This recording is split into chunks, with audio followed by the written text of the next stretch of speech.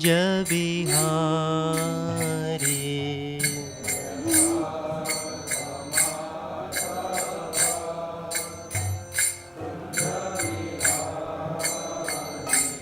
जय राधा माधव कुंज बिहारी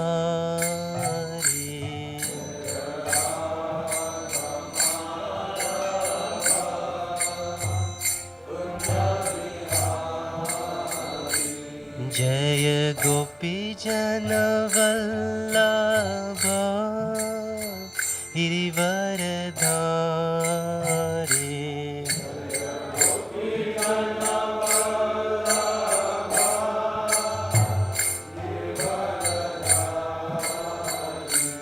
जय गोपी जन वल्लभ गिरिवरधारी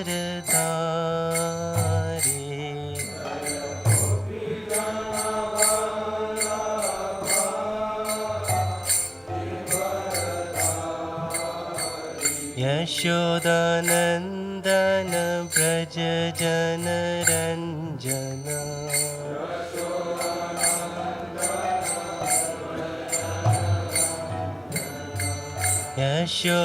यशोदानन्दन व्रज जनरञ्जन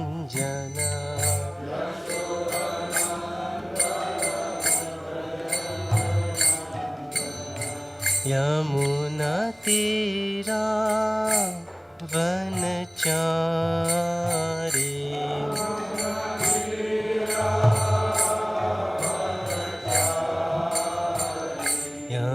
यमुनातीरा वनचारी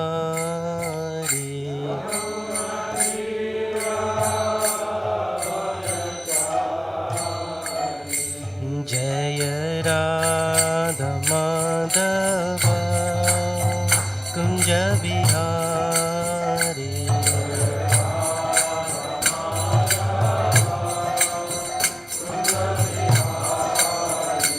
जय राधा माधव कुंज बिहारी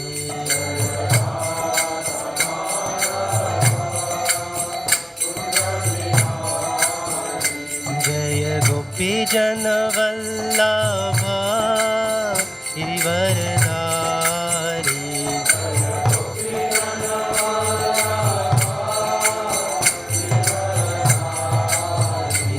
यशोदानन्दन व्रज जनरञ्जन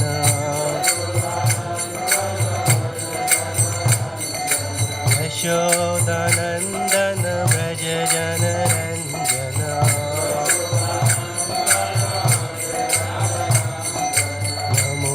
तीरा वनचारी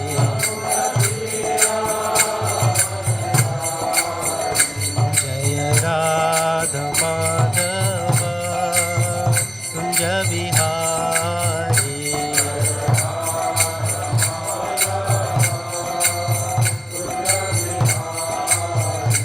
जय राधा गोकुलानंद राधा गोकुलानंद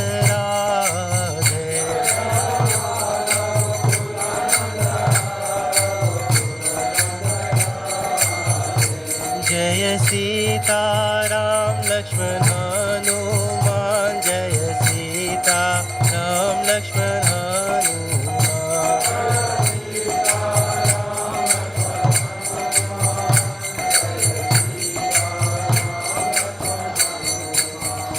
जय गौरनिताय जय गौरनिताय जय गौरनिताय जय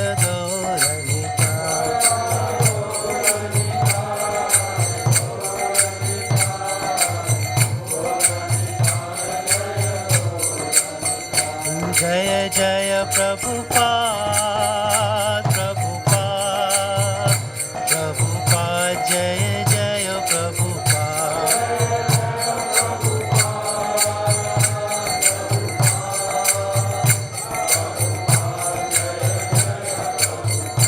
निताय गौर हरि बोल हरि बोल निताय गौर हरि बोल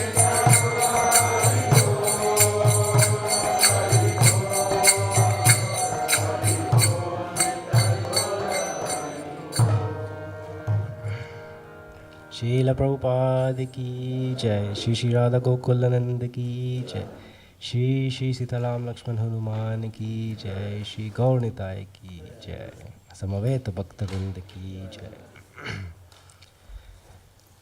Jaya Jaya Shri Chaitanya, Jaya Nityananda, Jaya Advaita Chandra, Jaya Gaura Bhakta Vrinda, Jaya Jaya Shri Chaitanya, Jaya Nityananda, Jaya Advaita Chandra, Jaya Gaura Bhakta Vrinda, Jaya Jaya Shri Chaitanya, Jaya Nityananda, Jaya Advaita Chandra, Jaya Gaura Bhakta Vrinda.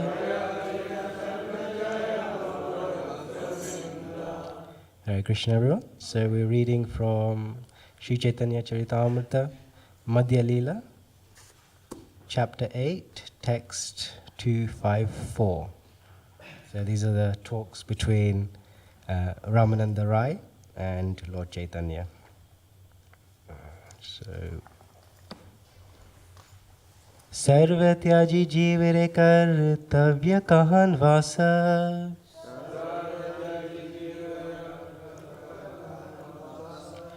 Vraj bhumi vrindavan yahan lila rasa,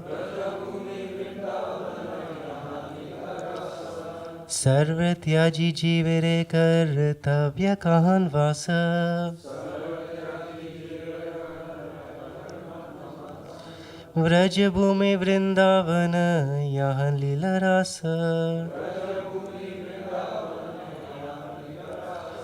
Sarva tyaji jivere kartavya kahan vasa, Vraj bhumi vrindavan yahan lila rasa.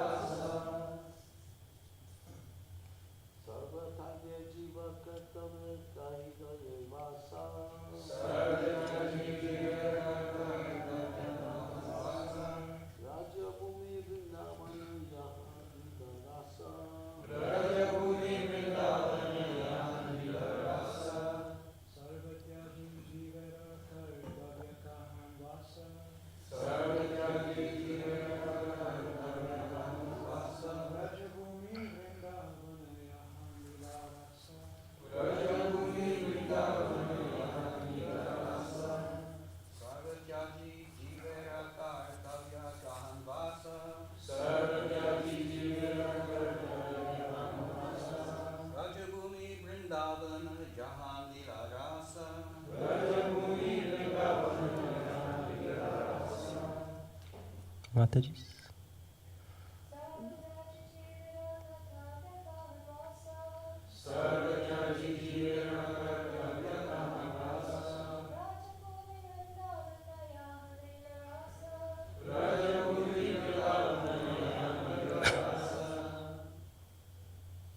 Sarva, everything.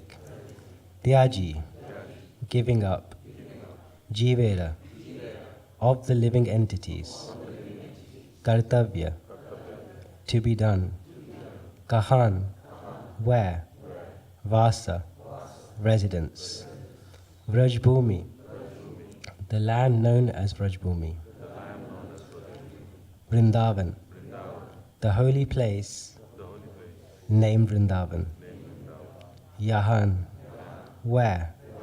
Leela Rasa, Lord Krishna performed his rasa dance. Translation and purport by His Divine Grace Srila Prabhupada. Srila Prabhupada ki. Sri Chaitanya Mahaprabhu asked, where should the living entity live, abandoning all other places? Ramananda Rai replied, he should live in the holy place known as Vrindavan or Vrajbhumi, where the Lord performed his rasa dance. Purport. According to Srimad Bhagavatam 10.47.61, Uddhava said, "Let me become one of Vrindavan's herbs and plants that are trampled by the gopis, who gave up all connections with family and friends and decided to worship the lotus feet of Mukunda. Those lotus feet are sought by all great saintly persons, expert in the study of Vedic literature."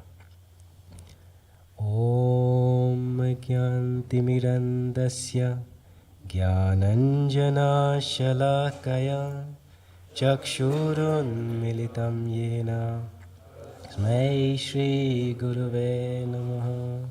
Shri Chaitanya Manobhishtam Sapitam Yena Bhutale Swayam Rupa Kadamahyam Dadati Swapadantikam Vandeham Shri Guru Shri Yutha Padakamalam Shri Gurun Vaishnavamscha Shri Rupam Sagrajatam Sahagana Raghunatham Vidam Tam Sajivam Sadvaitam Savadutam Parijana Sahitam Krishna Chaitanya Devam Shri Radha Krishna Padan Sahagana Lalita Shri Vishakam Vitamscha. He Krishna Karuna Sindhu Dinabandhu Jagatpate Pesha Gopika Kanta Radha Kanta Namostute Tapta Kanchana Gaurangi Radhe Vrindavaneshwari Rishabhanu Sute Devi Pranamami Hari Priye Vancha Kalpatarubhasya Pasindhu Bevacha Patitanam Pavanebhyo Vaishnavebhyo Namo Namo Om Vishnu Padaya Krishna Prestaya Bhutale Srimate Bhaktivedanta Swami Niti Namine Namaste Saraswati Deve Gauravani Pracharine Nirvishesha Shunyavadhi Paschatya Deshatarine Jaya Shri Krishna Chaitanya Prabhu Nityananda Shri Advaita Gadadhara Vasadi Gaura Bhakta Vrinda Hare Krishna Krishna Krishna Hare Hare Hare Rama Rama Rama Hare Hare. Hare Krishna, everyone.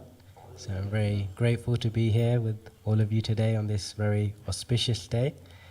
And before I begin, I would like to seek the blessings of all the assembled Vaishnavas, that I can speak something which is inspiring and also relevant to all of us.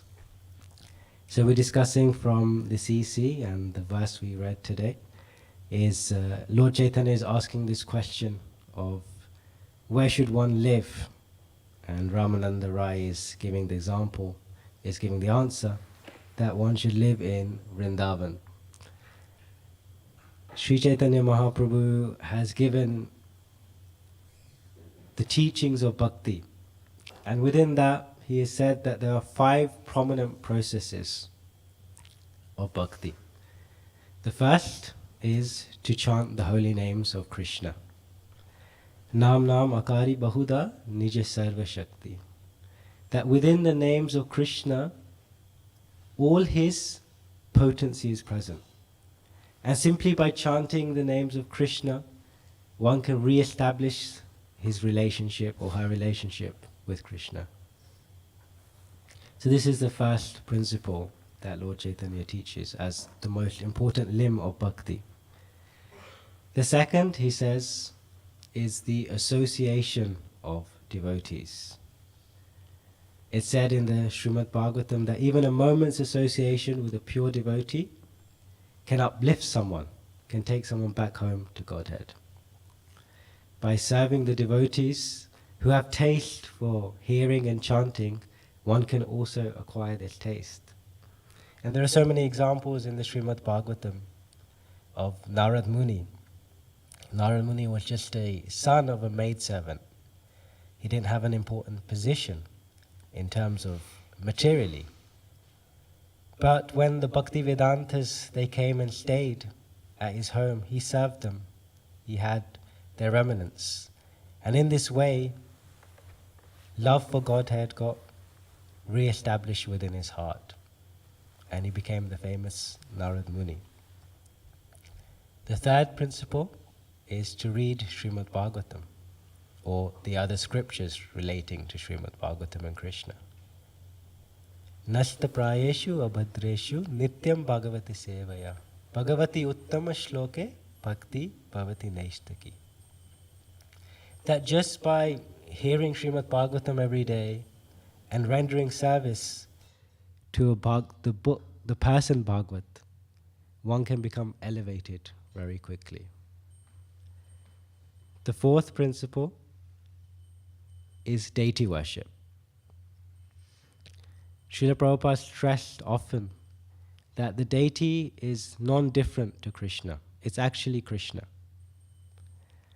And by serving the deity, one builds a relationship with Krishna and Radharani. And there are so many examples given within the scriptures of how the deities interacts with the devotees. There is a famous story of Shakshi Gopal, where a brahmana made a promise to someone in front of Gopal, and to uphold that promise, to become the witness, the deity walked many, many miles to the town to say that yes, this brahmana made this promise. There is one temple in Juhu where the deities are Radha Ras Bihari. And the tailor there, he's a Muslim person. He makes the outfits for the deities. And every year, or every time he comes to make an outfit, he'll go and measure the deities, the murti. And one devotee asked him that, why do you measure? You must have the measurements because you make them all the time, these outfits. And he said, you don't understand, the measurements change. The measurements change. So Krishna is a living entity through his deity. We see that however we approach Krishna, Krishna reciprocates. Ye yatha mam prapadyante tam tatevya bhajamyaham. So if we approach the deity in a way where we recognize that this is Krishna, and we deal with him in that way, Krishna begins to reveal himself. And the fifth thing that Sri Chaitanya Mahaprabhu said is the most important thing in bhakti is to live in the holy dham, like Vrindavan. And this is what Ramananda Rai is confirming in this verse. So why is it important to live in the holy dham? Well, the holy dham has its own potency, especially Vrindavan. Radharani is known as Vrindavaneshwari. She is the controller of Vrindavan. Within this holy dham, there are many, many places where one can become purified. There are places, pastimes of Lord Krishna that one can go and see and remember. So the holy dham is very important because all those principles that I mentioned are readily available in the dham. So chanting of the holy name. In Vrindavan, chanting of the holy name is going on 24 hours a day. It's always there. In Krishna Balaram temple, they have 24-hour kirtan. But even beyond that, there are people always chanting and glorifying Krishna. Even the names of the shops are all related to Krishna or Krishna's associates. So wherever you go, whatever you see, you're reminded of Krishna. Association of devotees. There are so many elevated devotees that live in Vrindavan. Some are Babajis who are very renounced, who live very simply, who just meditate on the pastimes of Radha and Krishna. There are other devotees who are scholars, who have studied all the scriptures, and come to the conclusion that living in Vrindavan and serving the Dham is the highest. There are other devotees who are they're going to live their final stages of life. So many wonderful devotees that we can meet and be inspired by. The Srimad Bhagavatam is always being read in Vrindavan. The pastimes of Krishna are always being narrated by the devotees. So it's very easy. There also have many kathas where the Srimad Bhagavatam is being recited. And there are many sincere devotees, the Goswamis, who recite these kathas. And there are also people who do it for other reasons. But the Srimad Bhagavatam is always being spoken in Vrindavan. And deity worship. There are so many different temples within Vrindavan. There is the famous Radharaman temple. And when you see a picture of Radharaman, he always looks a little bit different. He's always changing. Sometimes you see his smile and you see his teeth. Sometimes you don't see his teeth. So like that, the deity is always changing, always reciprocating. So all of these things are readily available in Vrindavan. It's a very potent place. So why is it that Srila Prabhupada and the Acharyas recommended that we don't stay in Vrindavan for very long? Well, what can happen with anything in this material world is we can become familiar with things. Just like at home, we have a very, very big picture of Radha Madhav from Mayapur and all the Astasakis. It's about this big, the length of my arms. And it's a Vasant Panchami darshan, beautiful yellow. They're wearing a yellow outfit, and Krishna is dressed like a bumblebee. And when we first got the picture, we would always look at it while we were chanting and appreciate it. Then after some time, it kind of fades into the background. Does anyone have that experience? Where you have a picture or painting and you see it all the time, but it just fades into the background. It's there, but you're not conscious of it. So the only time that we remember it is when devotees come to our house and they say, "Oh, this is such a nice picture. Where's this from?" And then we think, "Oh yeah, this is a nice picture." So similarly in Vrindavan, what can happen is that because we're constantly being surrounded by Krishna and his names, we lose the importance of it. We just think that it's another material thing. And it's said that Vraj is like a mirror. So whatever our consciousness is like, whatever consciousness we have is reflected in that. So when we go to Vrindavan, if we have this consciousness that, it's just another place, then that's how it will be revealed to us.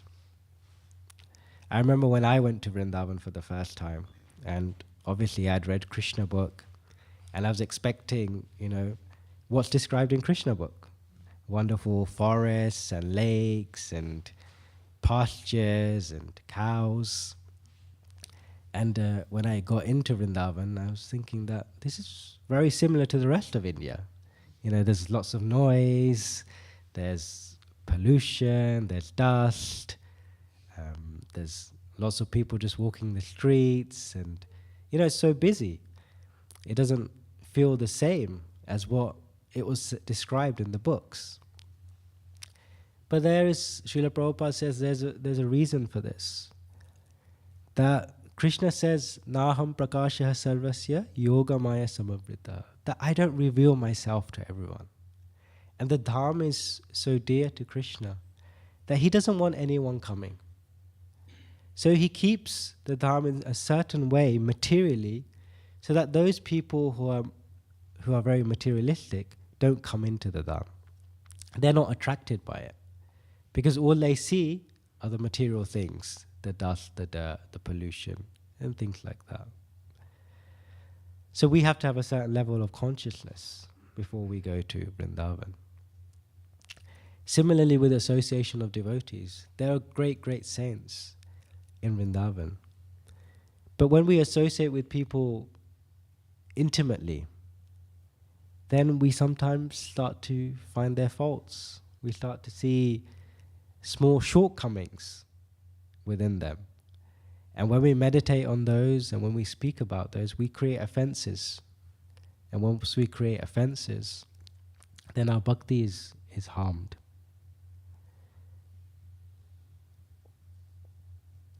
So we have to be very careful when we go to Vrindavan. We have to have the right consciousness.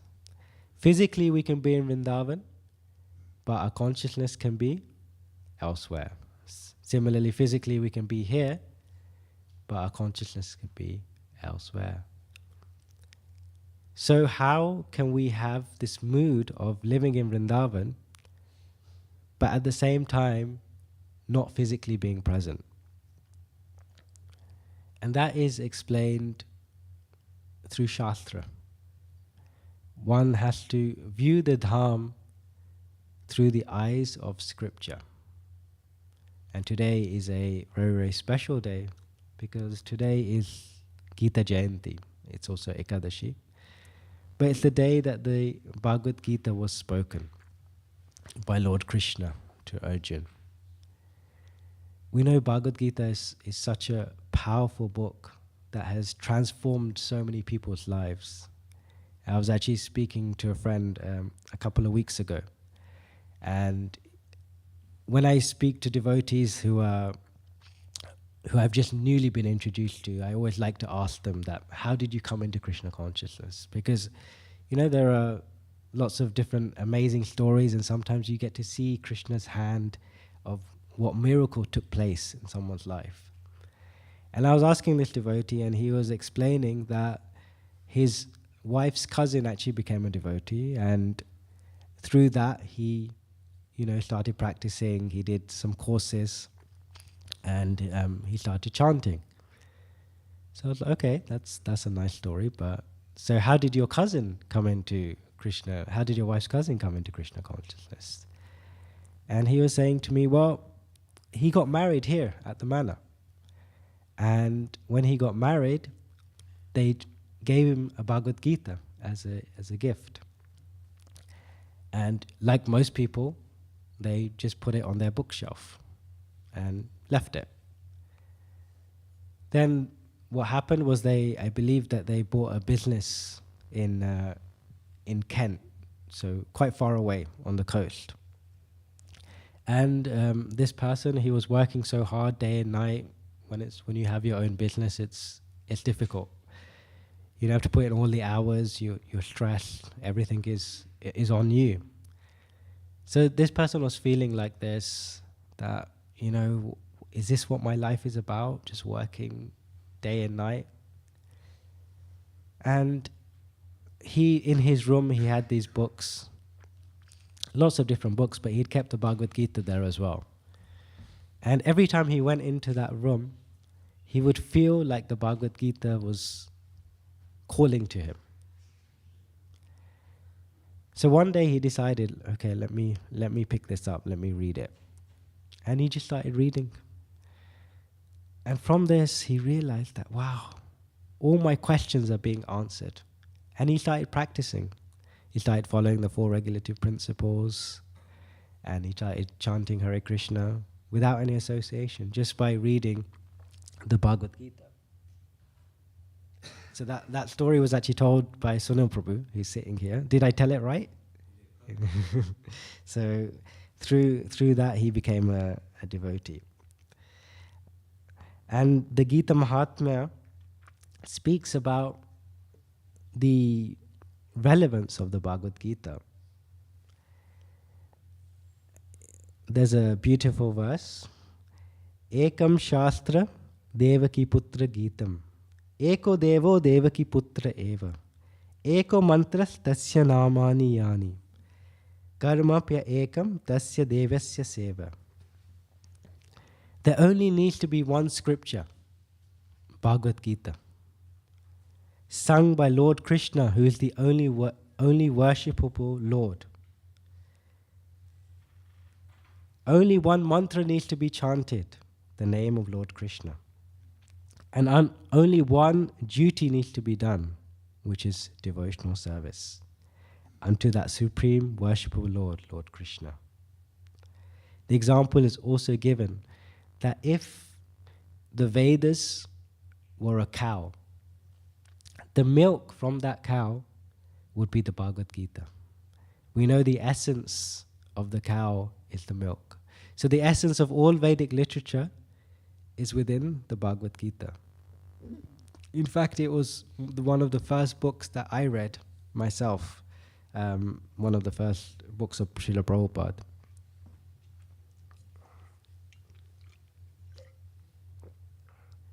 It's an interesting story. So this was about 19 years ago, and we were at university, and we were studying in Portsmouth in the south coast. So we'd finished our first year, and after first year you have to find a house and find people to live with. So there was 2 of us. We needed one more person, and we couldn't find anyone. But one of our friends, she knew someone who was coming to study the following year. So she said, I know this person. He's a nice boy. He's religious. He goes to the temple every Sunday. And I was just like, I don't know if that fits in with our persona, because we were not religious, and we were probably the opposite of what you would call religious. We were pranksters, and we used to go around uni doing different things and annoying people, and we were quite loud. So we were just thinking that, we don't know if he's going to fit in with us, but I guess we'll be going to our own lectures. He'll be doing his own thing, so it doesn't really matter. Let's just meet him. And so we arranged a meeting, and he came down with a couple of his friends, and he pulled up outside the house. And I was a bit surprised to see what kind of car he was driving, because I guess when we're not part of a religious movement, we have this perception of what religious people are. We think that they're boring, and I thought he'll be driving a Prius or something like that. And he came out of a Polo, which was completely kitted out. So it had tinted windows, it had large alloy wheels, it had an exhaust. And I was thinking, this is strange. And he came out, and there's this very short boy, and he introduced himself, and he said that he's an MC.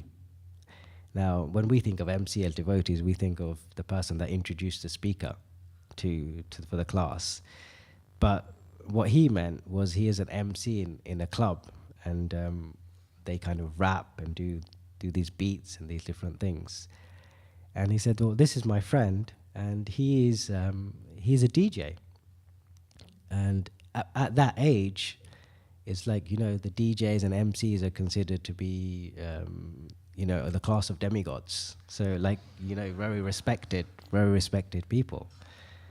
And not only a DJ, but he'd won an award from the Ministry of Sound for being the best DJ for that year. So he just wasn't any old person. But he also came to the temple. So I was becoming very confused about how does this work? And if you all know who that person is, his name is Yashoda Sutta. He's previously known as Yuvi, but he sits on a lot of the councils here, the patron council, I think, and also on the management of the manor, and does a lot of service.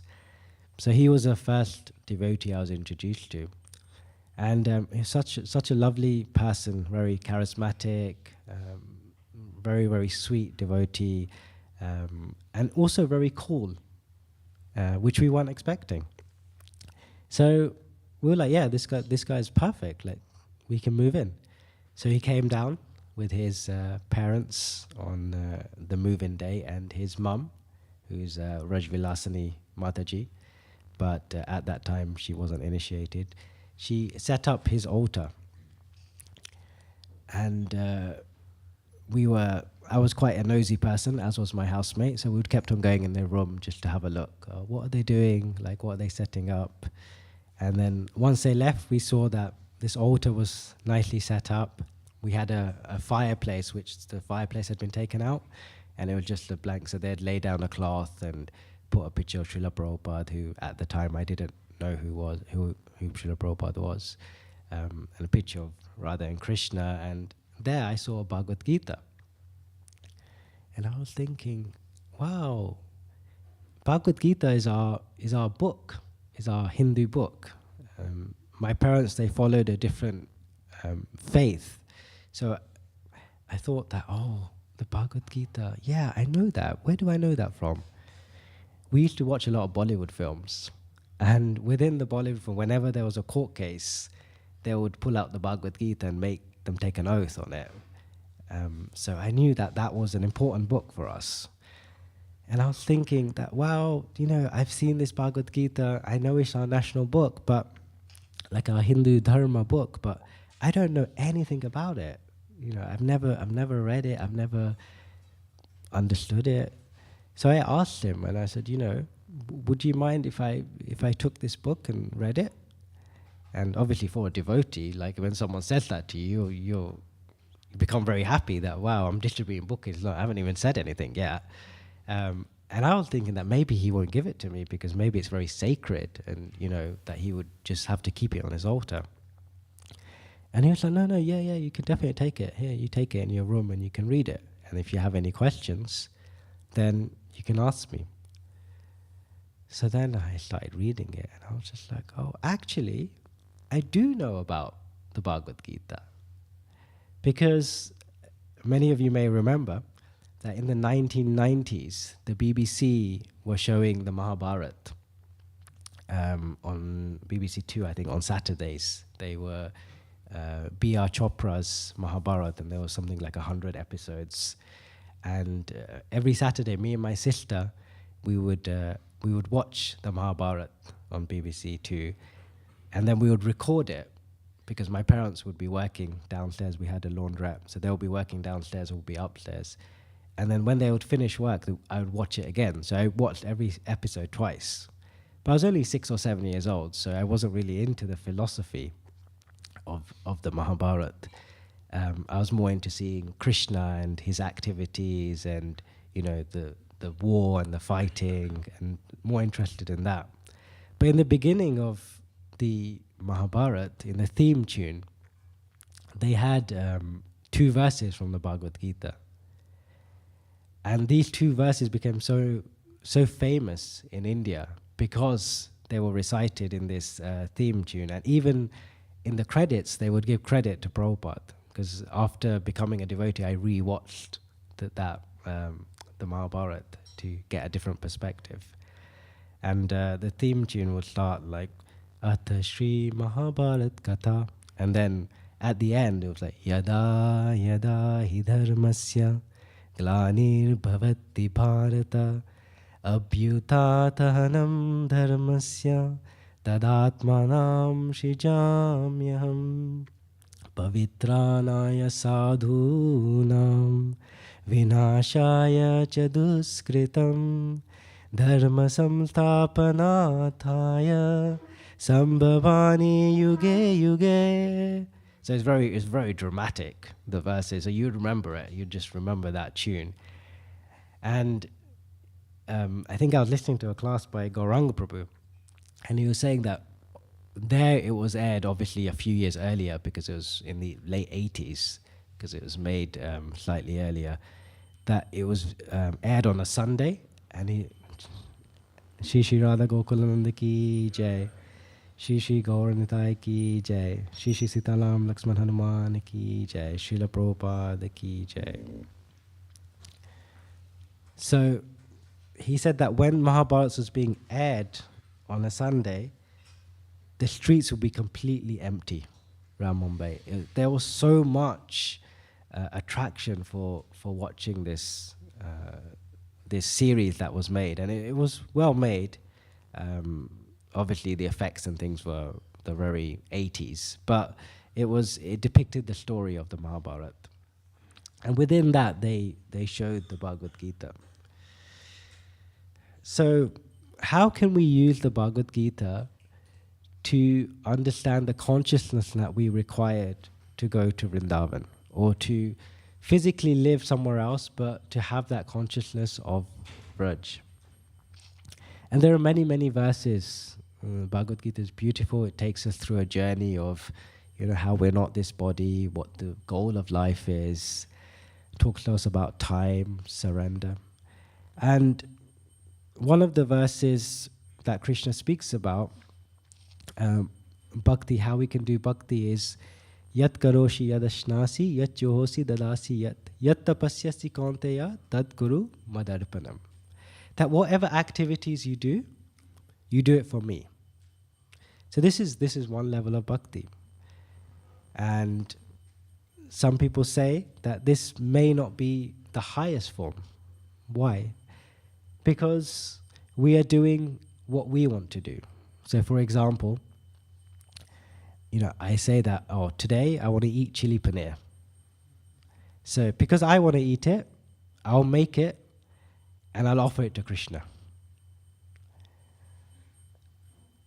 So this is definitely one form of bhakti, because Krishna knows that we are individual. We have our desires. And if we can dovetail those desires to make them Krishna conscious, then that is a very, very good thing. Like, for example, a lot of you know that, and I mention it often, that I'm a pilot and I've been flying since 2013. Now, the act of flying is not a devotional act. There's so many people that do it. But because I like doing it, I try to dovetail it to make it devotional. And I do that by trying to take devotees up. I've taken a few senior devotees up, like Gopal Prabhu and Shrutidama Prabhu and Keshava Swami.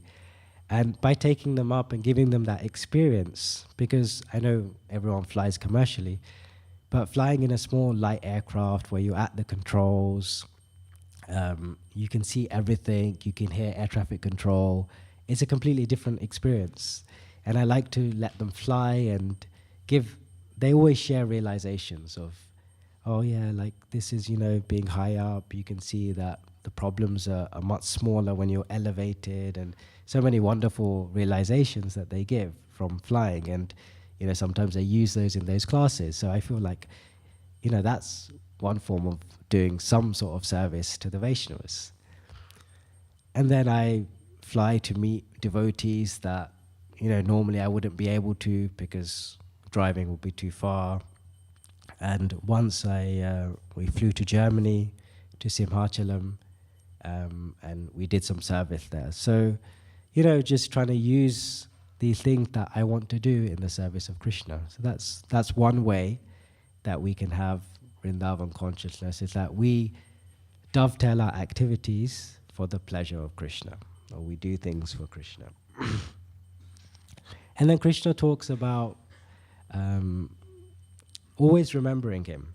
Tasmad sarveshu kaleshu mamanusmara yuddhecha. That do your duty, but remember me. Because if you're remembering me, you're always with me. And even when we do Achman, whilst doing Achman, we say this one verse. Oma pavitra pavitro va sarva gastam avastagato piva. Yatsparet pundari kaksham sabhaya abhayanta suchi. So just by remembering the lotus-eyed Lord, we become, everything that is inauspicious becomes auspicious. And all fear is gone, simply by remembering the Lord. And then after finishing Achman, we chant that verse. Om Tad Vishnu Paramam Padagam Sada Pashyanti Sureha Diveva Chakshuratatam Tad Vipraso Vipanyavo. That Lord Vishnu is like the sun, and he is purifying everything. So this was Krishna's instruction to Arjuna, that you do your duty, because Arjuna was in such a difficult situation in front of his family members. He didn't want the war to happen after seeing so many of his friends and loved ones in front of him. But Krishna was encouraging him. And he was saying, just do this as your duty. Remember me, and it will be perfect. So this is another way of having Vrindavan consciousness, by always remembering Krishna. And we may ask that, some people remember Krishna, but it wasn't in a favorable way. Like Ravan always was thinking of Ram, Kamsa was always thinking of Krishna, because they were fearful of Krishna.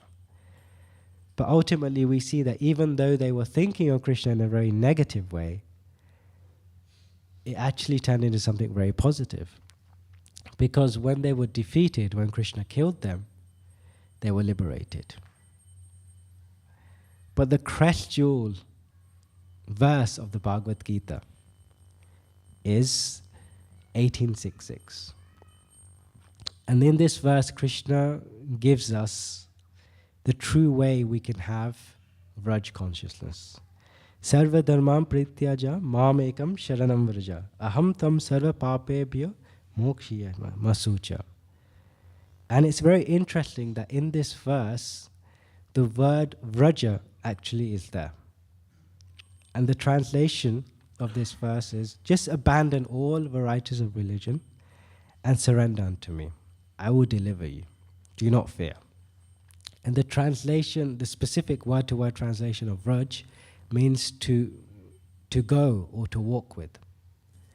And we know in Vrindavan, the people that live there are called Vrajvasis.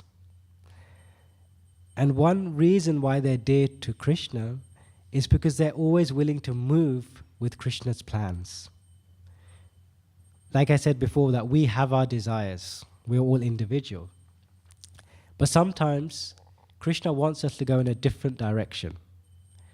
Like, for example, in Krishna Leela, for many, many years, generations even, they used to do Indra Puja, all the Vrajvasis. And one day, Krishna said that, why are we doing this? Well, Indra has nothing to do with us, because Krishna wanted to defeat the pride of Indra. He realized that Indra was getting very proud of all this worship that was coming to him. And the Vrajvasis, they said, yes, let's go with Krishna's plan. You know, we've done something different for so many years, but now Krishna's saying this, let's go with his plan. So being able to move with the plan of Krishna. So what happened? They did Govardhan Puja, and Indra became angry. He started giving torrents of rain to Vrindavan, trying to destroy Vrindavan, trying to destroy Krishna and the Vrajvasis. And they came back to Krishna for shelter. Like, Krishna, we followed you, we followed your plan. But one who surrenders to Krishna, there's never any loss for that person. He's always protected. So Krishna lifted up Govardhan hill, and all the residents of Vrindavan, they came under this hill. It was a great festival. And for 7 days and 7 nights, they got to see Krishna constantly. Whereas previously, some devotees would see Krishna in the morning.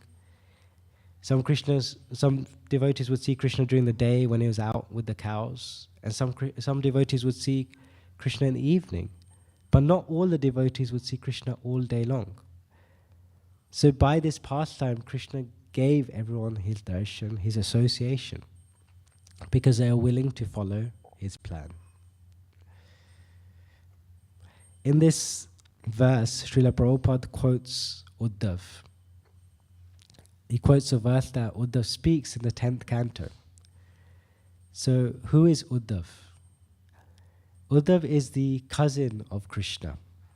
It's said that Krishna's father and Uddhav's father were brothers. So Vasudev and Uddhav's father. And it's described that Uddhav was actually very, very intelligent. Not only was he intelligent, but he was very similar to Krishna in the way he looked, in his characteristics. Even Krishna in the 3rd canto, he said that Uddhav is non-different to me. He's the same.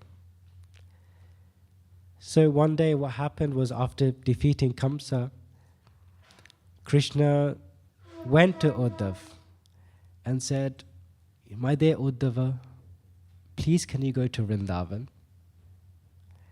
I have left my parents, I have left the gopis, and they are suffering so much because they don't have association with me.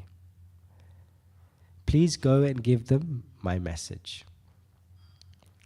Krishna glorified the gopis. He said that these gopis, their mind is always absorbed in me. Their lives are devoted to me.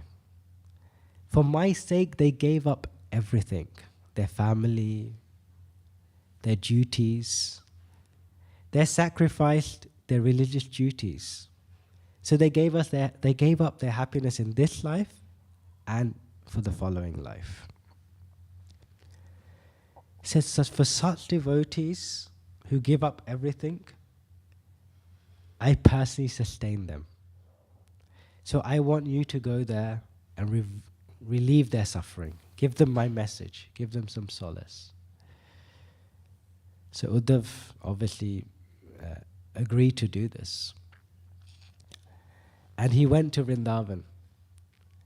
And it's explained that he went during sunset. So as he entered, he saw, the Srimad Bhagavatam paints a beautiful scene of how he saw the Vrajvasis returning home from the day of work, the cows coming home, heard the flute being played. People were glorifying Krishna and Balaram through different songs. And he went to the house of Nanda Maharaj and Yashoda Mai. And they worshipped Uddhav. After worshipping, they sat him down and they spoke. And Nanda Maharaj said that, when is Krishna going to come back? We miss Krishna. They started to remember all the activities that Krishna had performed. They said that when we go around Vrajbhumi, when we go around Vrindavan and we see the different places where Krishna performed pastimes, we become absorbed in these pastimes. And simply remembering, tears flows from our eyes. And Mother Yashoda was also feeling like this. Uddhav pacified them. And he said, Krishna is the Supreme Personality of Godhead. He is present everywhere. You are so fortunate that you became his mother and father, even though he has no mother and father. And Krishna dearly misses you and remembers you. Like this, they spent the night together speaking. The next day, the gopis woke up and they saw this chariot there. And they were thinking that, whose chariot is this? It looks like it's come from Mathura. Is it Akura? They didn't like Akura because Akura took Krishna away from Vrindavan. So they were thinking like this, that who is here? And they saw Uddhav. And they realized that Uddhav is a friend of Krishna. He was wearing Krishna's garments. He was wearing Krishna's ornaments. So they took Uddhav to a secluded place and they started asking him questions about Krishna. Does Krishna remember us? Is he happy now that he's not here and he has the association of the girls in Mathura? And Uddhav replies to them. And again he tells them that how fortunate you are. There are so many saints that aspire to have this association of Krishna. But you had this association. You pleased Krishna by your activities. And he gave them the message of Krishna. The message of Krishna was that I am present everywhere. I am present in every living being as Paramatma. I am always with you. But the reason why I left was to increase your devotion, increase your absorption in me. Because when you are far away from someone, you remember them more. And Uddhav spent months with the gopis speaking about the pastimes of Krishna. And he realized that I came here to teach the gopis about Krishna, but I myself have understood that I don't have the same love that these gopis have for Krishna. And that's when he makes his prayer that we read in today's purport. That let me just become a creeper so that the gopis step on me. He came back to Vrindavan and he explained to the Vrishnis about the love of the Vrajvasis. And we know that this is the highest, the topmost platform to have that love of the gopis. So to enter into Vrindavan, to the true spirit of Vraj, we need to have that level of devotion through association of devotees, through reading scripture, to increase our consciousness. I was hearing this one lecture and one senior devotee said that by doing service and going to Vraj, mercy becomes revealed. Because service is actually the currency for mercy. So the more service that we do, the more Vraj, the Dham will reveal itself. And he said that we should only go to Vrindavan for 3 reasons. 1 is inspiration. 2 is if we have some service there. Or 3 is to leave our body. So these are some of the points. I'll just summarize because obviously a lot was said. So first of all, we spoke about the 5 principal limbs of bhakti that Sri Chaitanya Mahaprabhu gave. And the importance of trying to perform these activities on a daily basis. We understood that in Vrindavan, all 5 of these limbs are happening all the time, very easily accessible. But on the other hand, if we do not have that consciousness, then these things just become mundane, even though we may be physically present in the Dham. So more important than being physically present is to be present by consciousness. And we read some verses, we understood some verses from Bhagavad Gita of how we can come to that level of consciousness by being surrendered to Krishna. And then we heard about Uddhav and the consciousness of the gopis. And by reading Srimad Bhagavatam and Chaitanya Charitamrita, we can enter into that consciousness of Vraj. So I'd just like to end there and like to thank you so much for your kind attention.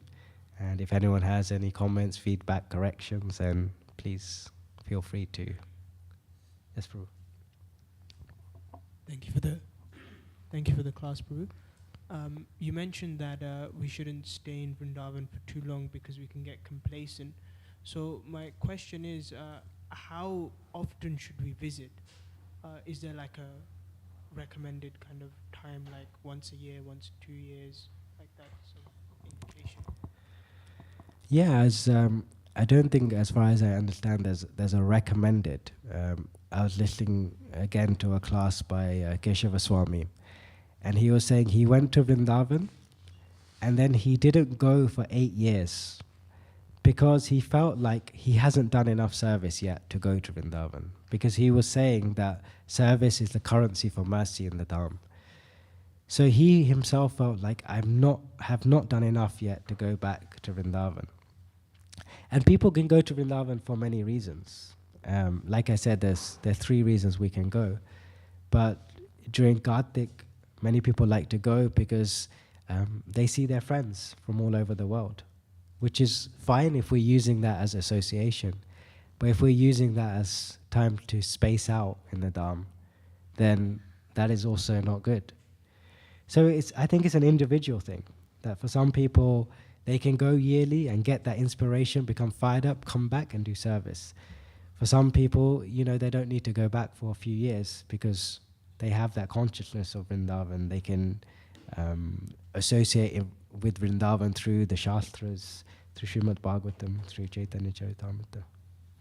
So I think it's a very individual thing. Yes, Prabhu.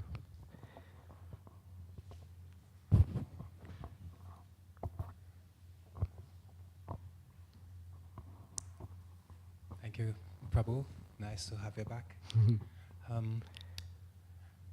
So So in Vrindavan, we're encouraged to go physically at some point, right?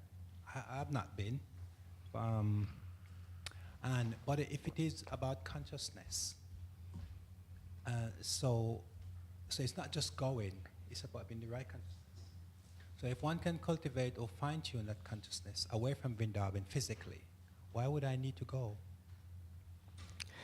Yeah, that's a very good question. I think that in order to cultivate that consciousness, and we can cultivate that consciousness out of Vrindavan, but in Vrindavan that potency is there of the Dham, because it's presided over by Srimati Radharani. And as I said previously, within the Dham, the angas of bhakti are very potent. So even a short stay can really uplift us in our consciousness. If we have the right consciousness and we go, it can propel us even further than just being here. And, you know, we may be in that consciousness of Vrindavan, but when we go there and we can associate with devotees who are much senior to us, we have the potency of the Dharma. And in Kartik it's said that I think 1,000 times more benefit that we get from doing even more than doing it. I think it's 1,000 here, maybe 10,000 in Kartik, something like in Vrindavan, something like that. So it actually becomes more potent when we go to Vrindavan and perform devotional service and get inspired. We get much more inspired if we can go there in the right consciousness and stay for the right amount of time. Yes, Mataji. Haribol Prabhu, thank you so much. I want to ask, why is it that service is like a currency? What does that mean, actually? I'm trying to understand that. So this is something I heard from His Holiness Keshava Swami's class. And what he was explaining is that when we've done something to spread Srila Prabhupada's movement, and then we go to Vrindavan, Srila Prabhupada gives us the mercy to understand the Dham. Srimati Radharani reveals the Dham to us because we have helped in spreading the movement of Srila Prabhupada. So this is what he was explaining in the class. Does that make sense? Yeah, I think it makes sense that it's just like in a regular relationship also. If we don't serve someone, then we actually don't deserve to expect them to reciprocate and share whatever that they want to share confidentially. Exactly.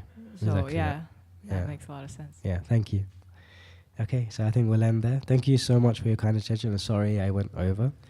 Hare Krishna. Srila Prabhupada ki jai. Shri Shri Radha Gokul ki jai. Shri Shri Sita Ram Sunan ki jai. Shri Gaur Nitai ki jai.